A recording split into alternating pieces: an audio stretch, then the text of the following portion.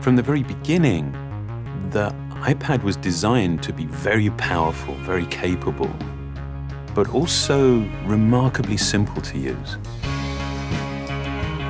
So our goal was to take all the amazing things that you can do with a full-size iPad, but pack them into a product that is so much smaller. And that's what we did with the new iPad mini.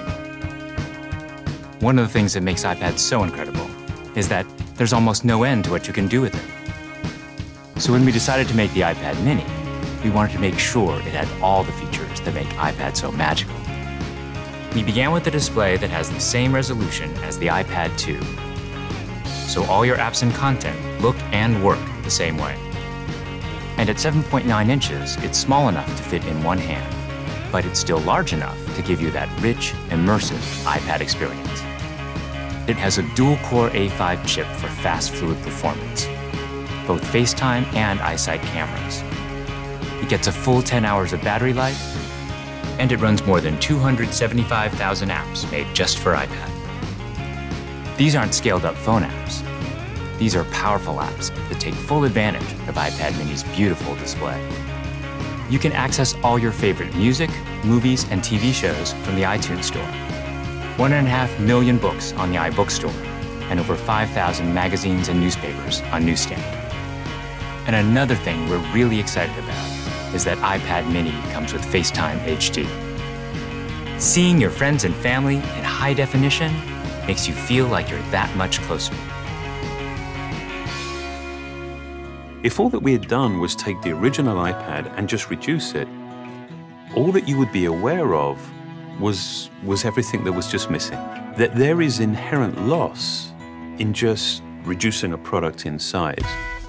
And what we did was we went back to the very beginning and we took the time to design a product that was a concentration of, not a reduction of the original.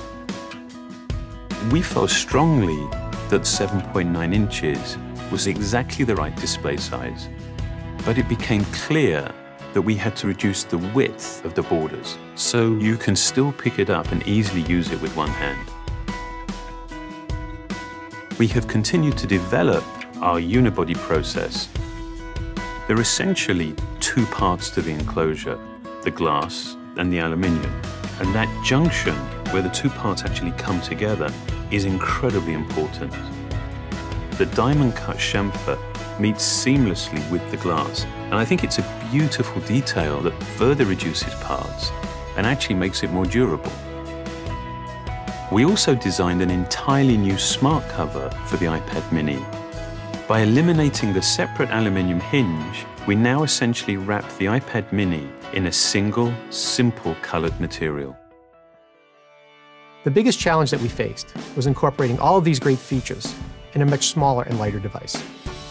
In order to do this, every part had to be custom designed, starting with the display. The glass on the front and back are only 0.2 millimeters thin.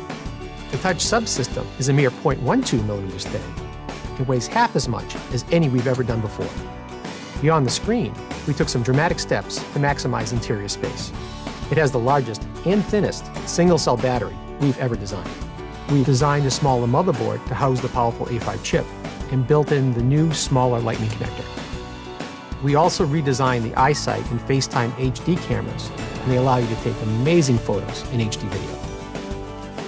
We've been able to build all of this technology into a device that is only 0.68 pounds and 7.2 millimeters thin.